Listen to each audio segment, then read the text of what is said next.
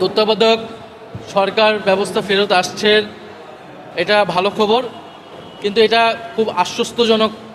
আমরা আশ্বস্ত হতে পারছি না, কারণ তত্ত্বাবধায়ক সরকার কি আবারও বিচারপতিদের মাধ্যমে হবে কিনা, এবং এই প্রিভিয়াস টাইমে আমরা দেখেছি বিএনপি সেটাকে কিভাবে সেটাকে কলুষিত করেছে এই ব্যবস্থাকে নিজেই, এবং 111-এর দিকে গিয়েছে। ফলে ঐক্যমত কমিশনে কিন্তু আমাদের স্পষ্ট প্রস্তাবনা আছে সেখানে, যে কীভাবে র্যাঙ্কিং সিস্টেম আমরা প্রস্তাবনা দিয়েছি। তখন কথা হয়েছিল যে সংসদে আলোচনা হয়ে ঠিক হবে। ফলে এটা এখন ঠিক করতে হবে যে তত্ত্বাবধায়ক সরকার, ইলেকশন কমিশন কিভাবে নিয়োগ হবে, ইলেকশন কমিশনার এবং তত্ত্বাবধায়ক সরকার, এটা সবচেয়ে ইম্পর্টেন্ট।